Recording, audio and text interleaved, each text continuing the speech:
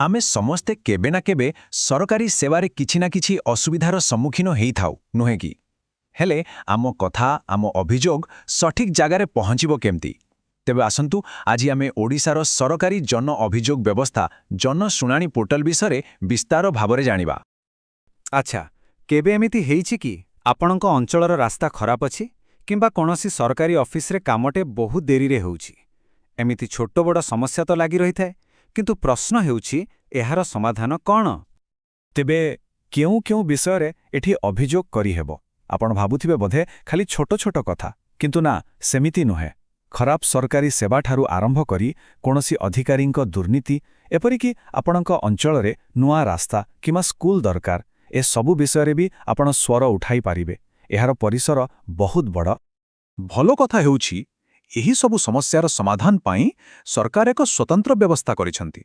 एमिति एक प्लाटफॉर्म जोंठी आपणकर अभियोग केवल सुना जाए नहीं बरं तार समाधान हवा पर्यंत ताकू ट्रैक मध्य करा जाए। एटा बहुत जरूरी।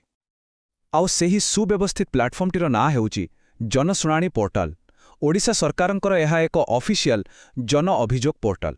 तेबे आज आमे एहाकू केमिति सहजरे व्यवहार करि हेबो सेही विषय पूरा डिटेल रे कथा हेबा।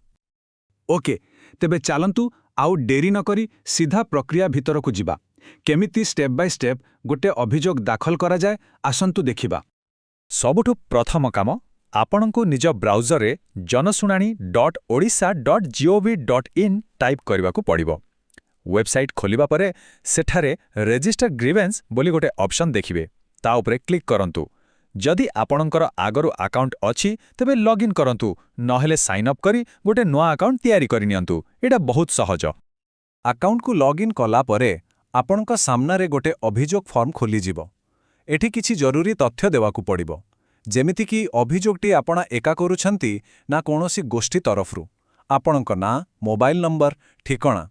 आउ गोटे गुरुत्वपूर्ण कथा आला आपणक समस्याटी केउ विभाग आउ केउ जिल्ला सह जड़ित ता ठीक भावरे बाछिबा कारण एटा ठीक हेले जाई अभियोगटी सठिक जगाकू जाई पारिबो। हाँ एबे आसिला सबुठारु गुरुत्वपूर्ण अंश अभियोगर विवरणी। एठी आपणकू निजर समस्या विषय लेखिबाकू पड़िबो। चेष्टा करिबे जेमिति पूरा स्पष्ट आउ सरल भाषारे लेखिबे। कौन हेइछि केबे हेइछि केउठी हेइछि एमिति तथ्य देले भल। मने रखिबे एथिपाई सर्वाधिक 1000 अक्षरर सीमा अछि तेणु कथाकू बुले बंके न लेखि सीधा लेखिबा दरकार।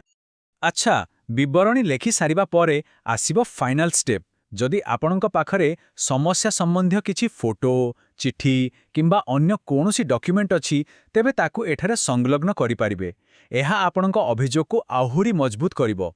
सबु किछि देई सारिबा परे थरे भलो कि पढ़ी नियंतु। जदि सबु ठीक अछि ताहाले येस पोस्ट दिस बटन उपरे क्लिक करि दियंतु।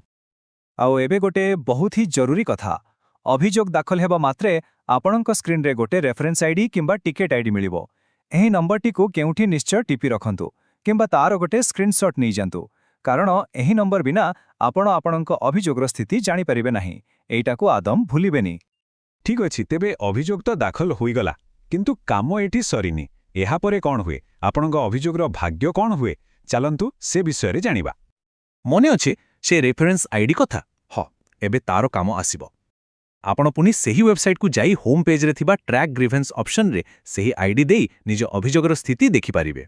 आपणक अभियोग एबे केउ ऑफिसर को पाखरे अछि ता उपरे किछि काम आरंभ हेलानी ना नाही सबु किछि आपण सेठारु ही जानि पारिबे।